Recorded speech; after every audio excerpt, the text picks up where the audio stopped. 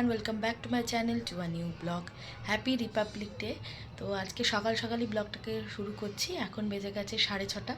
আজকে যেহেতু Republic day, তো ওই জন্য মেঘেরা যাবে স্কুলে সেলিব্রেশন করতে। ওই জন্য আজকে স্কুল হবে মানে কি ওই সেলিব্রেশনটাই হবে ওদের, যেমন অ্যাজ ইউজুয়াল টাইম সেই টাইমেই যাবে, একটু তাড়াতাড়ি শুধু চলে আসবে। তো ওই জন্যই তাড়াতাড়ি উঠে পড়েছি আজকে। তো সকালবেলা উঠে ফ্রেশ হয়ে গেছি, মেঘও অলরেডি উঠে পড়েছে, উঠে পড়ে রেডি হচ্ছে আস্তে আস্তে। ওদের বাস আসবে, ওদের নিয়ে যাবে, আবার এসে প্রোগ্রামের শেষে ছেড়ে দিয়েও যাবে। অন্য দিনগুলো সকালবেলা যখন মেঘে স্কুল থাকে তখনও উঠি, কিন্তু তখন আর শ্যুট করার টাইম থাকে না। তখন দু রকমের টিফিন বানাবো, কখন ওর ব্রেকফাস্ট করব, কখন সেটা করতে করতেই চলে যায়। তো আজকেও যেন চাপটা একটু কম।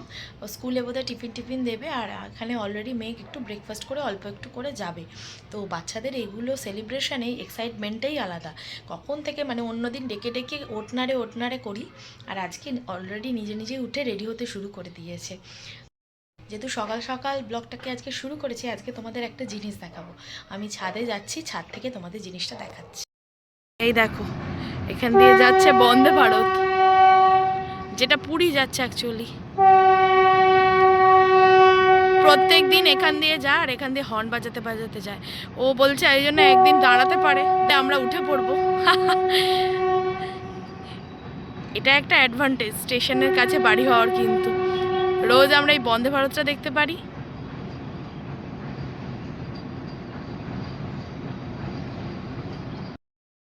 কেমন দেখলে বলো জিনিসটা? এটা আমরা রোজ দেখি, ভাবলাম তোমাদের সাথেও আজকে শেয়ার করি। তো মেঘ অলরেডি রেডি হয়ে গেছে, তো বাসও এসে যাওয়ার টাইম হয়ে গেছে। তো চলো এখন বেরোই। যে রিপাবলিক ডেতে চললো মেঘ সেলিব্রেশনে। দেখি এদিকে দেখাও কেমন সাজাচ্ছ, হাতে আবার ব্যান্ড পড়েছে। হ্যাঁ, জয় হিন্দ। চলো রিপাবলিক ডে সেলিব্রেশনে সানডে চললো স্কুলে।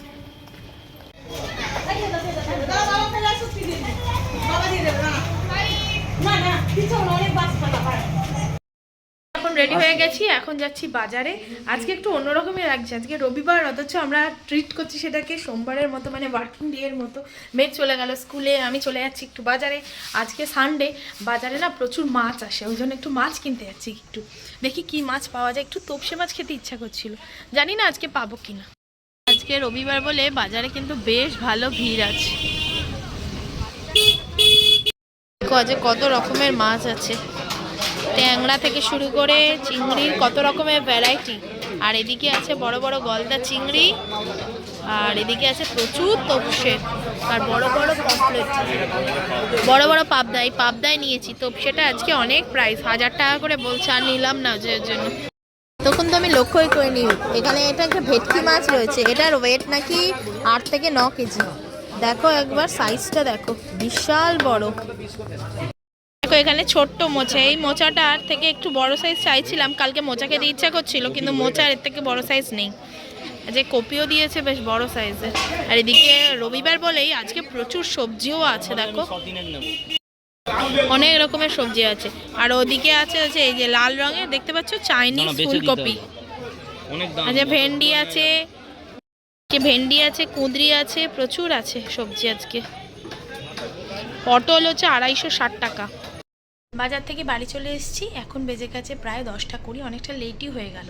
একে তো রবিবার, সেই জন্য বাজারে তো ভিড় আছেই, তার সাথে আজকে 26শে জানুয়ারি, প্রচুর বিয়েবাড়ি আছে, প্রচুর বিয়েবাড়ির তত্ত্বের গাড়ি যাচ্ছে দেখলাম, প্রচুর লোক বিয়েবাড়ি যাচ্ছে হলুদ শাড়ি পরে। যাই হোক, আজকে তোমাদের কার কার বিয়েবাড়ি আছে অবশ্যই কিন্তু আমাকে কমেন্ট করে জানিও। আমাদেরও কিন্তু আজকে একটা বিয়েবাড়ি আছে, তো ওখানে বিকেলে তো যাওয়ার প্রোগ্রাম আছে। তো ওই জন্য সকালবেলার মেনুটা একদম হালকা হবে, ওই জন্যই টাটকা মাছ নিতে গেছিলাম আর কি। ওই জন্য ঝোল ভাত হবে আজকে সকালে। বিয়েবাড়ি থাকলে সাধারণত আমরা সকালের দিকটা ঝোল ভাত বা এরকম হালকা মেনুই করে থাকি। তো এই হচ্ছে ব্যাপার। তো এটা তো বটেই, এবার ব্রেকফাস্ট করবো। ব্রেকফাস্টে হচ্ছে কাকিমা এমনি এদিকে রুটি আলুর তরকারি করছে, আর কালকে ব্রেকফাস্টে চাউমিন করেছিলাম, সেই চাউমিনটা অনেকটা রয়ে গেছে। তো মেঘ থাকলে আজকে হয়তো চাউমিনটা ব্রেকফাস্টে খেয়ে নিত, কিন্তু আজকে তো মেঘ স্কুলে গেছে। চাউমিন আবার হচ্ছে মেঘে খুব ফেভারিট, কিন্তু অনেকটাই বেশ রয়ে গেছে চাউমিনের পরিমাণটা। তো ওই জন্য আমি একটু ব্রেকফাস্টে খেয়ে নেবো এই আর কি, কারণ ওটা রেখে দেওয়া যাবে না, ওটা রেখে দিলে আর খাওয়াটা ঠিক হবে না।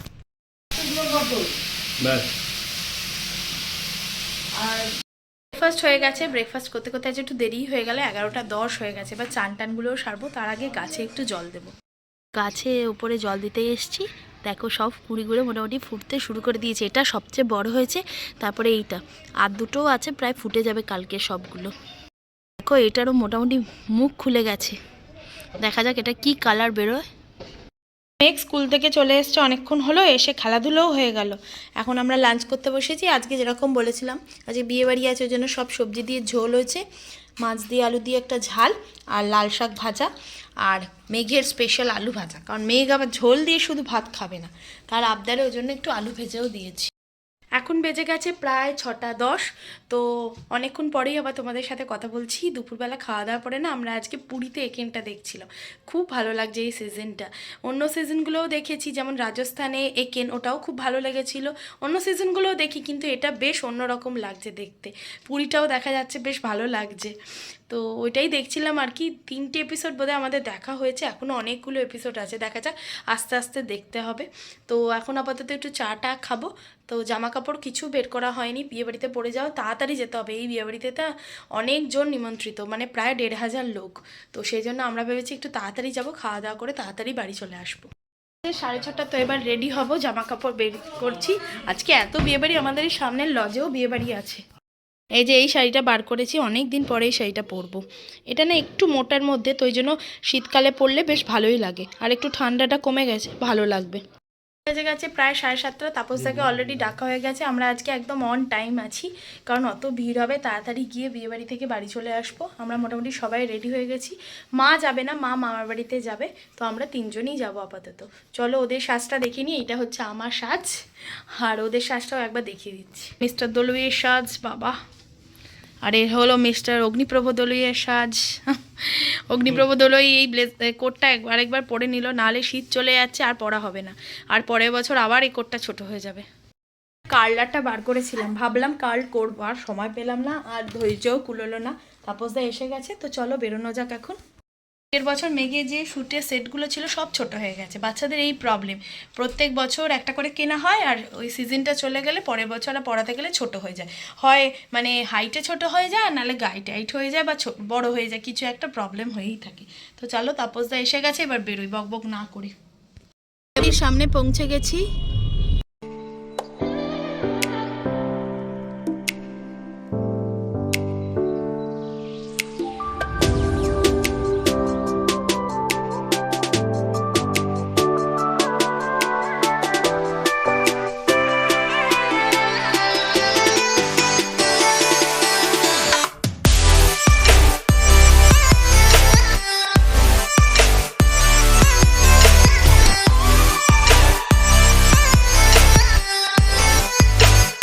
আমরা একদম স্টেজের সামনে চলে এসেছি, যেখানে রয়েছে আজকের হিরো হিরোইন। এই হচ্ছে আমাদের আজকের হিরোইন, আর এই হচ্ছে আমাদের ব্যস্ত হিরো, যে এখন সব কিছু ম্যানেজ করতে ব্যস্ত।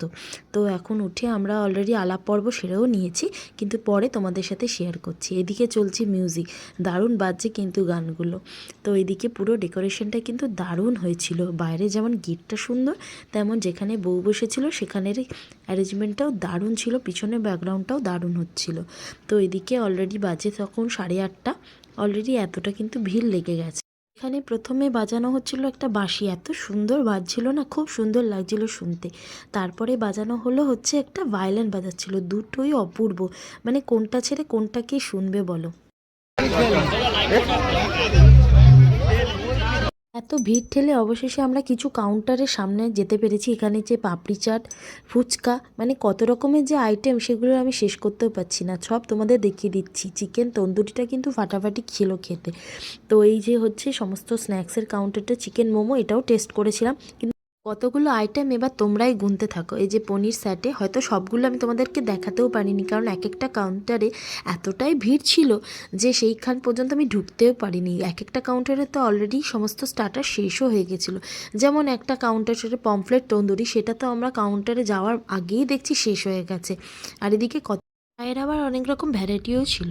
তো আর বেশি এখানে সময় নষ্ট করলাম না, অল্প অল্প করে দু একটা টেস্ট করে চলে এসেছি আমরা আমাদের মেন কোর্সের কাউন্টারে। ও মা, হাতে প্লেট নেওয়া মাত্রই পেছনে ফিরে যখন তাকাচ্ছি দেখি লম্বা লাইন লেগে গেছে। এ কি, আমাদের কথা শুনে কি সবাই চলে এলো কাউন্টারে? আমি তো সেটাই ভাবছিলাম যে কোনখান থেকে স্টার্ট করব, কারণ তোমরাই দেখতে থাকো আইটেমগুলো এবং গুনতে থেকো যে কত রকমের আইটেম হচ্ছে। স্যালাডই ছিল প্রায় অনেক রকমের। আমি আর ও এখনও দাঁড়িয়ে আছি, এতটাই ভিড় লেগে গেছে যে ওরা ওখানেই লাইনটা স্টপ করে দিয়েছে। আর আমি ভেতরেরও তোমাদের প্যান্ডেলটা দেখিয়ে দিচ্ছি, সেটাও কিন্তু খুব সুন্দর হয়েছিল। আর প্রচুর চেয়ার টেবিল ছিল যেখানে বসে খেতে পারো। যে সামনে তোমাদের ফার্স্টের মেনুগুলো দেখাতে পারলাম না, রুমালি রুটি, মশলা কুলচা, চানা পনির আর হচ্ছে ডাল মাখনি, এটা ছিল ফার্স্টে, আর ফিশ বাটারফ্রাই। এবার এখান থেকে দেখাচ্ছি, এখানে কাউন্টারগুলো একটু হালকা হালকা। চানা মশলা, চিকেন ভর্তা, এইটা হচ্ছে তোমার চিলি চিকেন, চিলি ফিশ, মানে জাফরানি পোলাও, বাসন্তী পোলাও, চিংড়ি মাছের মালাইকারি, ভেটকি মাছের পাতুরি। এত রকমের আইটেম কতটা যে তোমাদের দেখাতে পারছি আমি সেটাই বুঝতে পারছি না।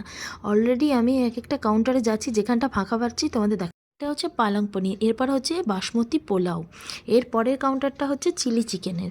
মানে অলরেডি যখন প্রায় শেষ আবার ওরা মানে ভরে দিচ্ছে, কিন্তু সেই মুহূর্তে একটু নাড়াতে হচ্ছে।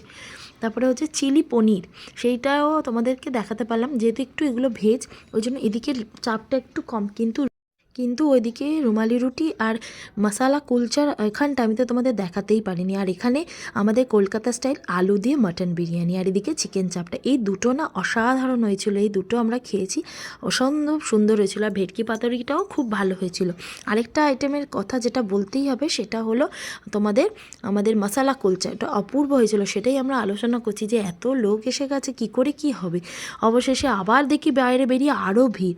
অবশেষে আমরা চলে এলাম আর একটা ডেজার্ট কাউন্টারে, সেখানে কত রকমের রসগোল্লা চাও, যত রকমের রসগোল্লা তোমার মনে পড়ছে তত রকমেরই রসগোল্লা এখানে আছে। গাজরের হালুয়া তার সাথে ছিল, তার সাথে গোলাপ জামুন, তার সাথে 3-4 রকমের সন্দেশ, বাটারস্কচ সন্দেশ, এমনি সন্দেশ, তো কাঁচা গোল্লা, সুগার ফ্রি সন্দেশ, এবং এর সাথে ছিল হচ্ছে তোমার টুটি ফুটি আইসক্রিম।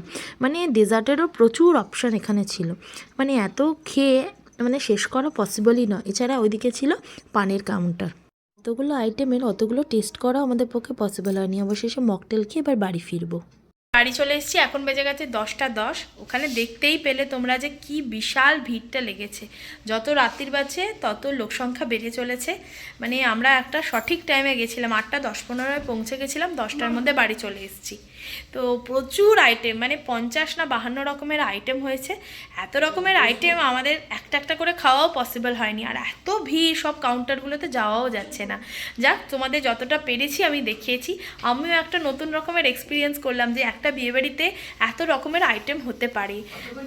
আর আমরা জানতাম 1500 লোক আমন্ত্রিত, তো পরে গিয়ে শুনলাম না 1800 লোক আমন্ত্রিত। বাপরে বাপ, একটা হিউজ জায়গা নিয়ে হচ্ছে, সেখানে গান বাজনাও প্রচুর চলছে। আজকে ব্লগটা একটু অন্য রকমেরই হলো, মানে আমিও একটা নতুন এক্সপিরিয়েন্স করলাম যে এত রকমের আইটেম, মানে এত রকম আইটেমগুলো আমি গুনতে আসছিলাম, হয়তো কোনো একটা মিসও হয়ে গেছে, আর সবগুলো হয়তো তোমাদের দেখাতেও পারিনি। একটা নতুন রকমের বিষয় আর কি।